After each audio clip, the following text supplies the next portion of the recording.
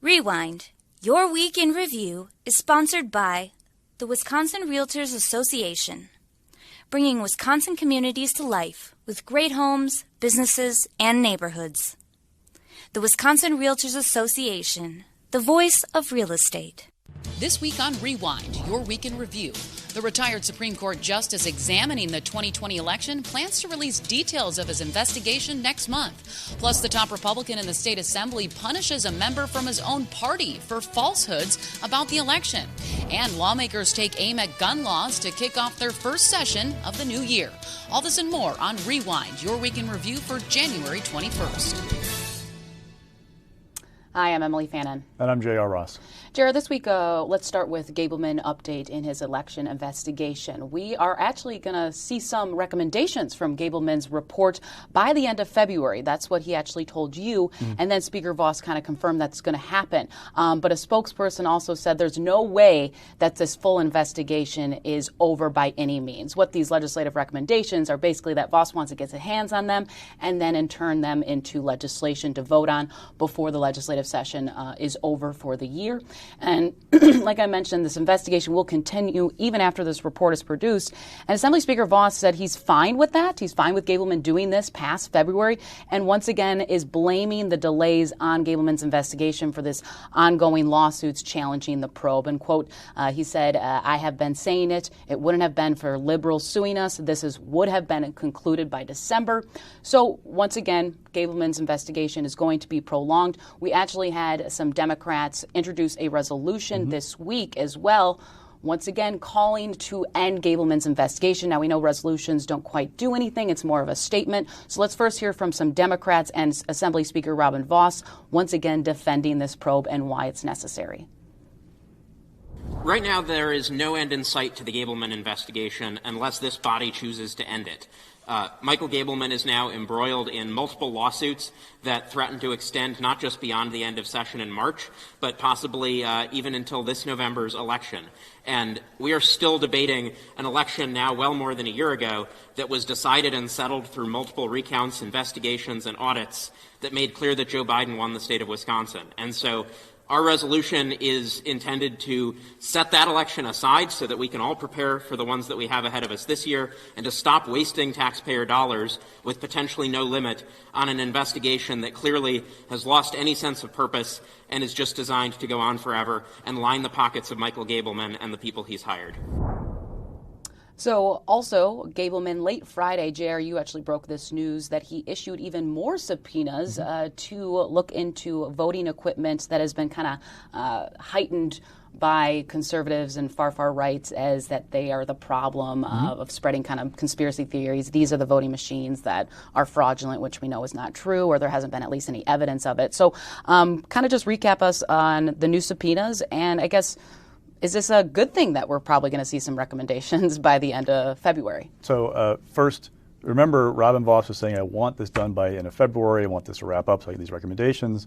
And we couldn't figure out how that would work with what was going on, which is these multiple court hearings, these dates coming up on various things, like does Mike Gableman have the authority to detain the mayors of Green Bay and Madison unless they comply with the subpoena? We don't know. We have a court fight about that.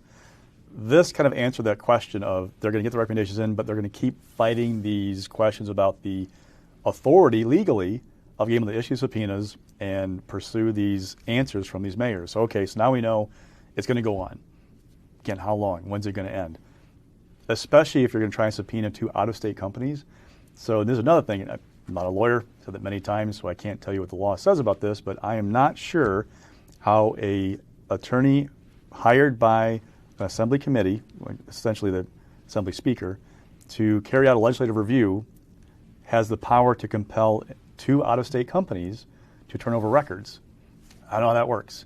I have a feeling they're not going to be very excited about the idea of turning over what are really mountains of documents.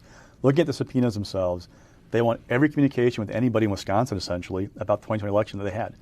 That's a lot of paperwork, potentially. They want all kinds of other records. They want, person to appear for a deposition. I don't know Dominion, for example, is really excited about the idea of sending somebody from headquarters in Nebraska to Wisconsin for a deposition in a private office. Gonna guess they're gonna say we're not interested, but we'll see. Then what? How do they compel them to comply. Robin Voss, we asked him after a committee hearing on Tuesday, do you think they have the power to do this? And he said yes. But again, he's not a lawyer, and he's not sure how it would work either. So, all right, so now we have that piece of this thing going on. Look, Gableman is focusing on, we know the private grants to help fund election costs. We know he's talked about voting in nursing homes and whether there's an issue there. We know he's talked about machines. This is the first example of him really trying to get at machines from the private sector rather than from the clerk side. The other thing about later with all this is he has a budget. And it's $676,000. I've been going through the invoices every so often. He's poised to exhaust for example, the salaries portion of his budget probably by the end of this month, the pace that he's on.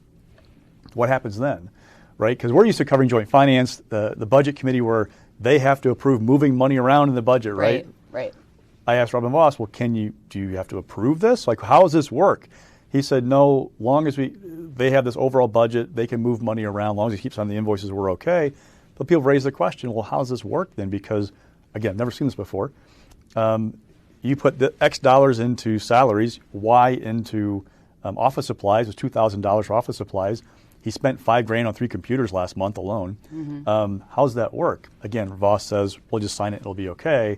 There are lots of questions about this, and I don't know when this is going to end. Right. Your recommendation in February, but end is still up in the air. And it's, my question is, what are these recommendations going to look like? Because he hasn't gotten a lot of information. And, for example, these voting machine companies, when are they going to actually, and what if are they going to turn over? We have still these pending court cases challenging legality. Is he even able to sit down for depositions in private? So that's kind of the question that we know this might go on much longer, but what will those recommendations look like without him finally, in his view, concluding this investigation? And what will Michael Gableman find that the Audit Bureau has all these other reviews have not yet. Wisconsin Law and Liberty, they've already pointed out things that Republicans act on. What new might he add to the discussion? And we kind of talked about how these voting machines have been the center of conspiracy theories. Staying on the topic of conspiracy theories, that kind of leads into our next topic of a Republican who was punished by Assembly Speaker Robin Voss for his falsehoods about misleading conspiracy theories about the 2020 election. The man that I'm talking about is Republican Representative Timothy Rantham, and he lost his only staffer after spreading multiple falsehoods about the 2020 election. So Assembly Speaker Voss punished him, essentially, and accused him Rantham accused Voss of working with Hillary Clinton's attorney to authorize the use of ballot drop boxes. Voss said that's never happened, that I didn't do that. In a statement shortly after we learned, I would say you learned, actually, you broke this story, then we got a statement from all of Assembly Republican leadership saying we support Voss's decision to discipline Rantham for these falsehoods. So let's hear a little bit first, before we kind of dive into the details of this, from Speaker Voss during a presser about why he decided to do this. And he's kind of talking essentially about Rantham, who also introduced a resolution to rescind all 10 of Wisconsin electoral votes, which Voss says here that is not possible in Wisconsin. There are some who believe, there's one who believes, that we somehow have the right, even though every lawyer that we have worked with in Wisconsin says we cannot undo the 2020 elections. Representative Rantham has that belief. That's his right. But I think that what we're focusing on is not the past. We are looking at the past to learn from it, to make sure that we go into the 2022, 2024 election cycles. We can guarantee that we don't have out-of-state billionaires trying to buy influence through the public-private process that was allowed to be happening. We want to make sure that we don't have folks who do ballot harvesting or allow somebody under duress in a nursing home or in places like that to not have their vote stolen by having somebody else cast it on their behalf because they're not mentally fit. I will stand with my colleagues. I think I'm in pretty good shape. I think most people appreciate what we're doing and that we need to focus on the future, not on trying to decertify the election and focus on the past. So here we are seeing Speaker Voss once again kind of put in this tough position and actually taking kind of a big action here to punish one of his own Republican colleagues, because we also have him and Janelle Brandtjen also not on the same page. So he's kind of trying to separate himself from these conspiracy theorists in the state legislature, but he's also defending his own probe, saying this is the solution. We're not trying to overturn the results, but my investigation that I helped launch is important because we want to restore faith in future elections. The line I heard last 24 hours is Robin's trying to rein in the crazy, essentially. Now remember something. Tim Rantham has pushed these theories for weeks, if not months. He enters a resolution about rescinding the 10 electoral votes for Joe Biden in the fall. The final straw was Tim Rantham's been going into the districts of his fellow Republicans and saying, here's my evidence, in his words, of what happened. If your lawmaker isn't on board, you should think about a primary for him or her. They had a caucus in which members expressed their frustration at Rantham for, in their words, telling lies about them. And Rantham walked out, Robin told me, and was unfazed by it. That was the final straw. It was going after the members. It was going after Robin Voss personally. It was not pushing the election stuff. And talking to Robin, he didn't mention about like the resolutions, yet Robin is critical of those things. They're not real. Right. The final straw was going after the members. This is defending the team. So people are commendable to Robin Voss for, hey, this is his team. He's got to stick up for him. The staffer was reassigned to the office of Senator Leader Jim Steineke, who's retiring. It's a punishment. The question is what happens next, right? Is Rantham going to back down or keep going? We tried to talk to him yesterday during the floor period. He wouldn't talk to me while they were on the floor. One of my colleagues tried to catch him after the floor, and he said he got things figured out first before he talks about this. So what's he do now? He's been doing these statements are called "Let There Be Light." He has these press releases he puts out every couple of days on his website about things he's found or he's putting out there. So those are up. Is he going to stop that or keep it? And then you pair this with this, you hit him up with Brandtjen. So Janelle Brandtjen retained an attorney for the lawsuit Josh Call filed about the subpoenas Michael Gableman filed, trying to prevent Gableman, or sorry, Josh Call filed to prevent Gableman from questioning Megan Wolf in private. There were attorneys for Voss people there. The committee somehow had an attorney. Robin Voss said that wasn't approved by me. I don't think it's valid. I'm not sure how he's going to get paid. And I say that in that tone because that was Robin's tone, essentially. You have to ask her. Right. I don't know. Typically with private counsel, leadership approves those through a vote. I don't know how this thing worked. We couldn't get an answer. We couldn't get the contract this week. So it's also a shot at Janelle, right? Because she's been having all these informational hearings about things with experts who, some of them don't understand the election registration system in Wisconsin, for example. There's been criticism of that. So Robin's trying to kind of pull things together, but his one problem is, people tell me, Gableman's still out there. And Gableman is still doing things that make Republicans cringe every now and then. So how's that going to end? That's the other piece of the puzzle. And for just to let kind of viewers know, losing a staffer, that means, no one's really paying attention to your emails. No one's answering calls. You don't really have that aid to help you out, even with press releases, et cetera. So, he's kind of just a lone star in his office. But, I've called. I stopped by yesterday as well to try to get him on the floor. I think a lot of people did. But I think you're right. He's just probably just not talking right now, trying to figure things out. Republican lawmaker about 16 years ago said it's a part-time job. I don't need a staffer. And did it on his own. Mike Powers, I remember that guy. All power to you. But yes, it is much more of an intensive job, and then there's less help for doing what he's trying to do. He's posting videos on his website, on YouTube, the Rantham Report, talking about what he's finding, so he'll have to figure out how to do that. And I guess we'll see if those videos continue. Yes. Moving on to our next topic is we have some update in some campaign funding figures. Now, we kind of talked a little bit about some of these numbers a few weeks ago that we got Governor Tony Evers, rolling in this year, starting about $10 million, and Rebecca Clayfish's cash on hand. What we didn't know specifically, too, is kind of Rebecca Clayfish's full total. Cash on hand, which is at $2.6 million. Some new figures we got all from the AG's race, which, the big headline there is Josh Call, the incumbent Attorney General, is blowing his opponents out of the water, as you can see there, comparing the numbers. And then we also have this is kind of the same theme, JR, that we've seen in 2018 and 2020. Wisconsin Democratic Party and the chair, Ben Wickler, is able to massively get so much money into this race. So my question to you is, what is significant about these figures, especially when it comes to the two parties? So last week we got, the governor kind of announced how much he raised, how much cash on hand. We didn't know how he raised it.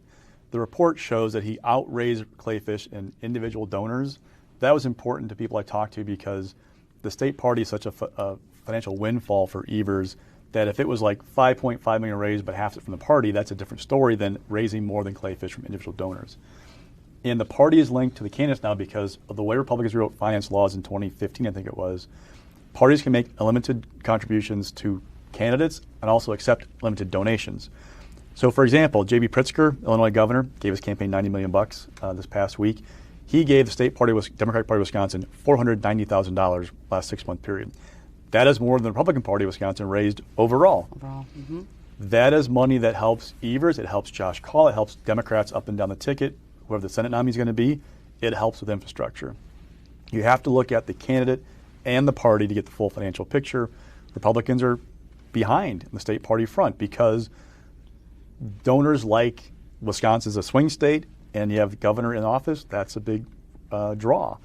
So that's like they're with Clayfish. The big thing to note is that Liz Uline, who is an Illinois businesswoman, also a giant donor, she gave $200,000 to a PAC supporting Clayfish's campaign, plus $20,000 to Clayfish herself, which is the maximum donation.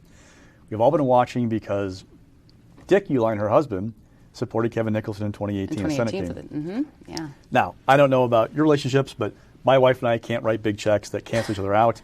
We're all watching, are the Ulines unified? Right. Or if Kevin Nicholson gets in, are we going to see Liz Uline write her checks and Dick write his, and can they cancel each other? That's a fascinating inside baseball thing, but it's noteworthy with Nicholson chatter kind of percolating up that Liz Uline kind of sent a message of, I'm behind Rebecca. Right, and that's something, like you said, we're definitely going to watch, and we're going to get in a little bit more about the Nicholson possible announcement, what's the latest in our stock report, so we'll save it for that. Also, man, busy week. We also, of course, had a big redistricting hearing that lasted several hours that I'm sure JR loved every single moment of it. So the Supreme Court of Wisconsin heard oral argument. So what we basically found out is kind of some of the key questions that justices were asking. It kind of gives us an inside look, maybe what map they're leaning towards and what lingering questions they have. Some of the key questions: what the number of majority assembly districts, the appropriate number of municipality splits, appropriate population deviations among districts. So, JR, out of the 6 hours, these were some of the key questions. But how does this play out when they eventually make a ruling?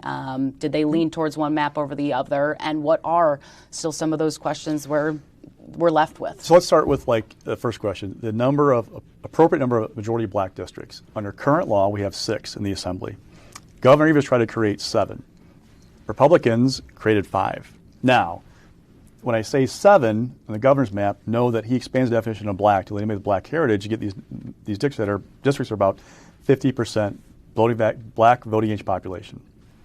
The Republican maps have 5, which are more intense in their number of the black voting age population, but the 6th seat is down to 48.5% black, okay? The question is, the Voting Rights Act it requires in certain instances that a community of color have the opportunity to elect the candidate of its choice with whites voting as a block. So the question is how these districts are going to perform, right? So 7 might be the right number. 5 might, I don't know. It's their performance and how it plays with the white voting block. So there's an argument, for example, from Pat Rogensack, the justice on the court, conservative. She raised the prospect of, well, I have all these examples of black candidates who've done well in races. I don't think there's a problem with them getting white support, period. Her examples, though, were kind of odd. For example, Mandela Barnes, she brought him up in his races for the state assembly. In 2014, she pointed out he got like 98% of the vote in his assembly district. He was unopposed in the November ballot in 2014. Not a great example. Brought up Lena Taylor. The current map is in place since the 2012 elections. Since then, Lena Taylor's been challenged once in a general election by a black candidate. So yeah, she got 90% of the vote, in some of these races, but she was the only candidate on the ballot. So there's not a great example of a black candidate getting white support. Now, Rogensack's other example was Mandela Barnes in the primary for lieutenant governor in 2018. In that race, he did win 2/3 of the vote against a white candidate, Kurt Kober. So, but that race, if you covered it and knew about it, Kurt Kober was this kind of not unknown Sheboygan businessman, whereas Mandela Barnes had all the kind of, I don't say party support because the party didn't endorse, but all the big groups were behind him. It was an odd argument from Rogan Sack, people told me. But there's that question. Now here's another nuance to it. I talked to lawyers last week and the week before. If the Supreme Court picks the map that Evers drew or that the lawmakers drew as is with no changes, there's an easy challenge to the federal courts about the Voting Rights Act because Republicans maybe have created too few of them, and Evers may try to create too many. Again, that performance, yes, the governor wants more majority black districts, but at 50%, will they perform in a way that a black candidate can win a primary? Shorewood's a great example, all right? It's in one of these districts that the governor is proposing. It is a high turnout, affluent white community in a largely black district. The argument is Shorewood can turn out, and if those whites vote as a block, they can prevent a black candidate from winning the primary and therefore winning the seat. Now, that's maybe an oversimplification about things, but this is the calculation you have to make for the Voting Rights Act to figure out what's the performance and what might happen with these seats. The group of plaintiffs that include black leaders, organized communities, argued about 7 seats as well, but taking Shorewood out of that assembly district to make it a better performing one for black candidates. There's that. Now, we also, the court, remember, said least change approach to the maps you present to us. That ran straight into municipality splits and deviations. Municipality splits. Right now, we have a number of communities that are split in Wisconsin because of the way Republicans drew the maps in 2011. Governor Evers, his map has fewer splits than current law, but more than Republican lawmakers. Annette Ziegler, Chief Justice, said, she made clear she doesn't like that, doesn't like the splits. She's from a small community, says that impacts us when we're split like that. We're a community of interest. What's going on? The argument from Governor Evers' lawyer was, look, when you take a least change approach, if you make few changes to what exists and there are a lot of splits, you have to have splits because of that. That's a least change approach. Now, that was their argument. Lawmakers say, hey, we did a much better job, kept communities together, ours is a better map. Brian Hagedorn, another conservative, says, well, wait a second. We told you least change. I'm not sure that, actually that was about the next, sorry. So there's splits. Now there is deviations. You can have you're shooting for equal representation, right, each district. You can have a variance, like up to 2%, I think it is, with a legislative map between districts. The legislative attorney said, look, we have fewer deviations, a smaller deviation than Evers does. His map is bad because of it. Brian Hagedorn says, wait a second. We said least change was the driving factor here. Now you're telling me that we should kind of have this deviation thing be a big deal. That's a laudable goal, but I'm not sure it is the overall criteria for what's a good map and what's a bad map. He compared it to Lucy pulling the football from Charlie Brown. Yeah. Now, if you're That's used a lot in politics. If you're a court geek, you know that Rebecca Bradley does not care for Brian Hagedorn and vice versa. They've been on opposite sides of various things over the last couple of years, and they have very pointed footnotes in their decisions, taking shots at each other. Rebecca Bradley later on, talking about these deviations, said, I don't get how you say it's pulling the football away.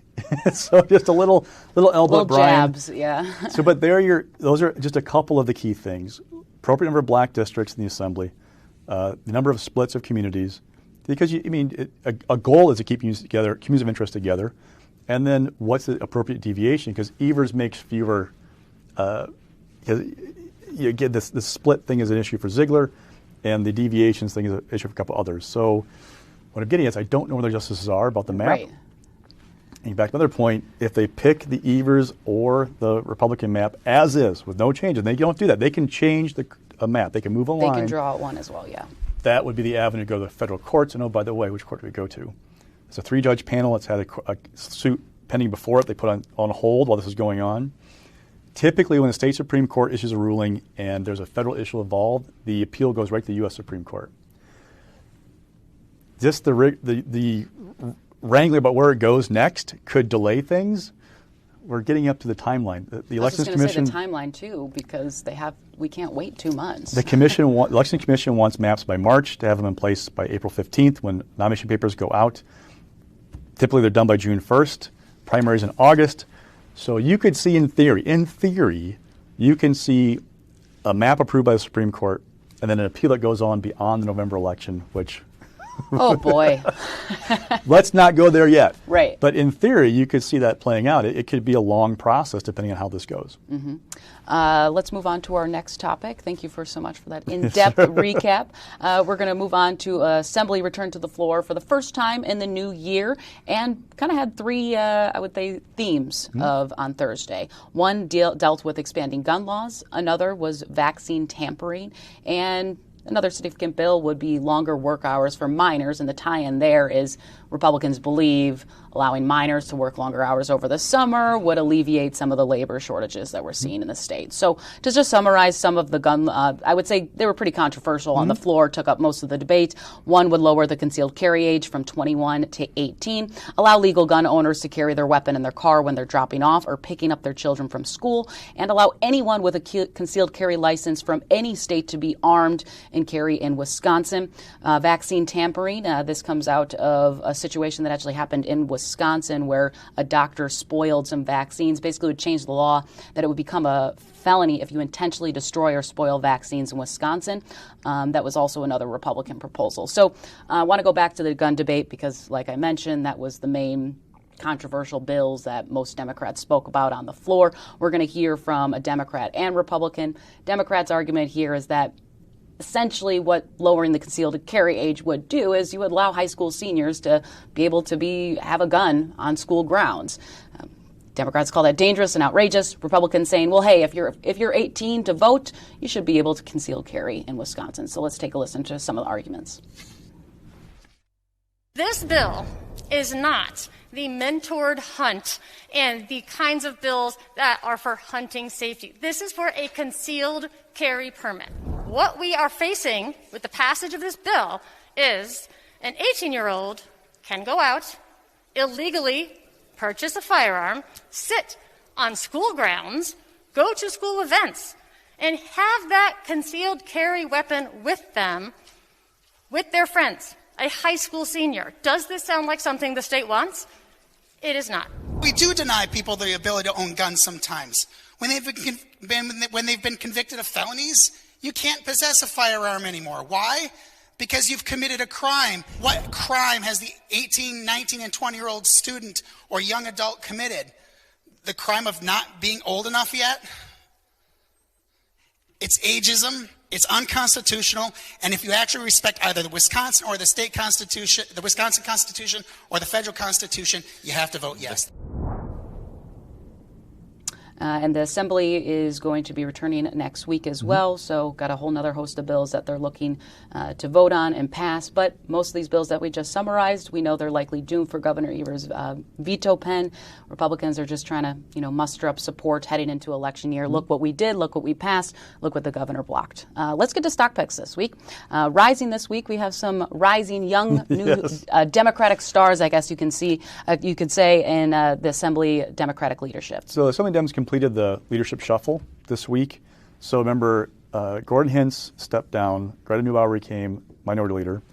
Kalen Haywood became, he will become on February 14th or 15th because Diane Hesselbein stepping down to go run for state senate. Beth Myers, caucus secretary, Neubauer appointed her to joint finance to fill Greta's seat. That created opening. So now we have Lee Snodgrass from Appleton, Christina Shelton from Green Bay were elected. Sergeant Arms and caucus secretary. Of these 6 Assembly Dem leaders now, 4 have been elected since January of 2018. The other 2, Mark Spreitzer and Lisa Subeck, were elected in 2014. Combined, they have, my math is right, 23 years in the Capitol. Robin Voss has 17 by himself. Yeah. This is a young leadership team, but it also reflects a young caucus. Of the 38 Assembly Democrats, 18 have been elected since Neubauer in that January 18 special election. 10 of them were elected in 2020. They are a new caucus. They are more diverse. They are younger. They're more female than we've seen in the past. This reflects them. There is some energy that they're bringing to the table, right? It's a big generational change. Also some challenges. When you're in the minority, part of your job is to try and manipulate the rules to frustrate the leader. For the majority, you also have to know, what's the hill to die on? What's the bill to really go push and have all your members on board fighting together? What's the fight to walk away from to protect your Steve Dole's in Alaska, your Nick Milroy's up in northern Wisconsin from a tough vote that might not play well back home. How do you know that nuance? Oh, by the way, those new members elected since 20, they've only served during COVID. You're talking virtual caucuses. It's harder to build team unity when you're on a Zoom call, as we all know, than when you're in a room together. You also have to now recruit candidates, raise money, connect with donors, and build a message for what could be a very difficult fall session or fall election for Democrats. It's a really difficult challenge, but they have a lot of young, energetic people who've got some bright ideas that they're going to see how they do. And we got to mention about leadership changes too. Jim Steineke's retiring. That's right, yeah. Adding to the growing list, right? Don't you have your tally in your head? 8 members of the Assembly now have said they're going to either retire or run for something else. Adam Samantha Kirkman's running for county executive. She could be number 9. What to watch for Jim Steineke is who is going to run for majority leader in this coming fall. That person becomes in line possibly of the inside track to replace Robin Voss as Speaker once Robin Voss retires. So big changes coming in the Assembly leadership, and here's one for the Assembly Democratic Caucus. Right, and this week mixed is this. I would like to do mixed with a big question mark. Is all the attention was focused on Kevin Nicholson this week? I know you and I, both of our sources, were kind of telling us announcement was going to come this week, but we didn't get it. And in the time being, he got bashed by Assembly Speaker Robin Voss that said, don't run because you are going to impact our chances if you have a competitive GOP primary. And going up against Rebecca Clayfish, his argument is that all the negative attention is going to be on Clayfish and not Governor Evers. Voss said the quiet part out loud. What Republicans have been telling us for months in private of like this is potentially bad, Voss put a shot across the bow. Now, Kevin Nicholson was unbowed by that. He tweeted back like, basically, do your job, Robin, I got this. Here's the question. We kind of talked this before. With Liz Uline backing Rebecca, where's Kevin going to raise his money from? Right? That's question number 1. Number 2, we've seen this play out before. In 2018, he ran against Leah Vukmir, who was kind of the establishment pick for U.S. Senate, and lost. It was a sometimes contentious primary. I got polling that the Clayfish campaigns, really just supporters, it showed her up on Kevin like 65% to 12%, likely primary voters. As right now, it's a campaign's polling, so take it with a grain of salt. 3-way race with Jonathan Wickman, it's like 61-8-5, right? So she's way ahead. How does Kevin win a primary like that? You tear down the leader, right? That's the tried and true playbook. Will he take those shots? People say, yeah, they think he would because and I caution here, my sources are largely like the professional political class, right? The people who run campaigns, who've operated as lobbyists, folks who are in around the Capitol.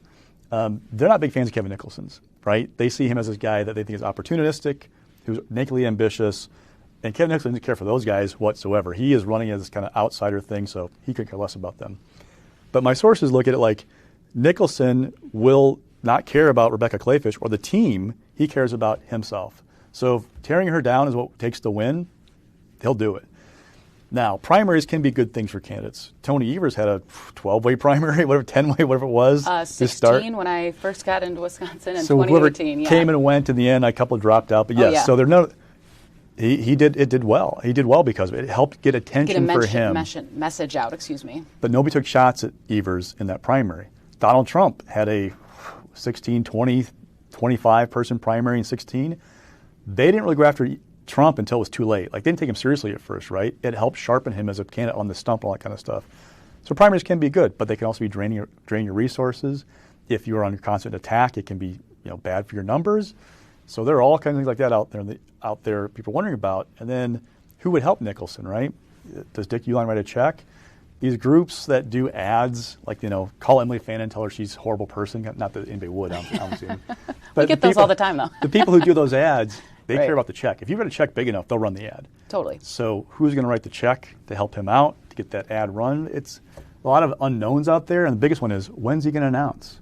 Yeah, exactly. Is this delay him having second thoughts, or just finding the right timing to launch everything? That I don't know. Or just get quiet after the whole Speaker Voss thing. Mm-hmm. You would think you'd maybe go on the attack and respond right away the next day, launch a campaign, unsure. But also on the other side, I do want to point out too, some other people want anyone but Clayfish, right? That is also being circulated, but it's not Nicholson. So how late is too late, right? We're almost entering the month of February. Can they find anyone else at this point? I don't think that's going to happen. Eric Hovde's still out there, kind of floating in the wind. We'll see. Yeah.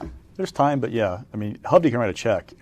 Nicholson can't. But Right. And real quick, our last topic is following is Eric Tony, excuse me. He's a candidate for Attorney General going up against Call. Remember in July, Tony turned this not very good fundraising report, like $42,000 raised, right? 43. Ryan Owens, who's a UB Madison professor, was also running for Attorney General. He outraised him 7-1.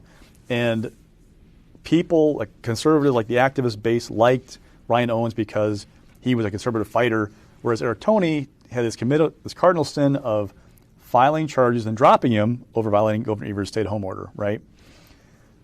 With Owens dropping out, the thought was Tony has a chance now to prove he can raise the money, get organized, explain what he did with the stay-at-home order, which was, I'm a DA, I follow the law. That was the law. Once it was overturned, I did what I thought was right because I dropped the charges. He didn't do it. He raised $43,000 again, roughly. Yeah, it was 40. So, if you round up 43. So 42. To put it in perspective, Josh Call had 2 donations, one each in this latest period, that were $44,000.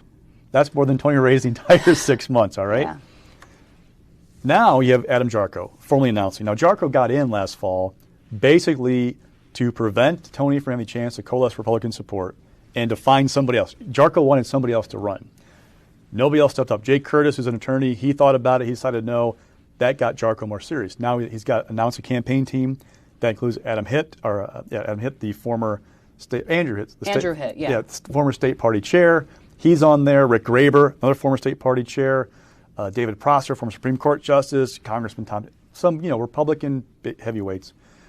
He's trying to send a message of, I can't show you how much money I can raise until July now because Jarko just gave himself $10,500 in November, December. He didn't raise any money from anybody else.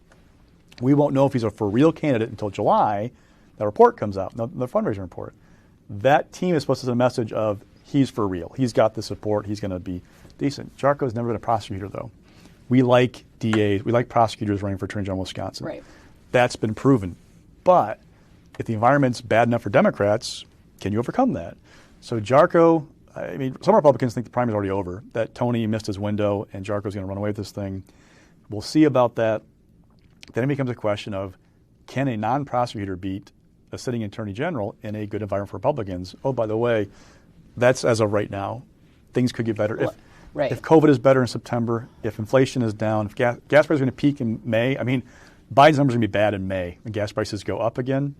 If they're back down in October, maybe. There are all kinds of what-ifs right now, but it is going to be a challenge to not have that prosecutorial background for Jarko running against Josh Call. And Eric Tony, he's got to find something soon because he's on fumes right now. Yep. All right. Well, that will do it this week. Another busy week in Wisconsin state politics. Thanks for joining us. I'm Emilee Fannon. And I'm J.R. Ross. We'll see you next week.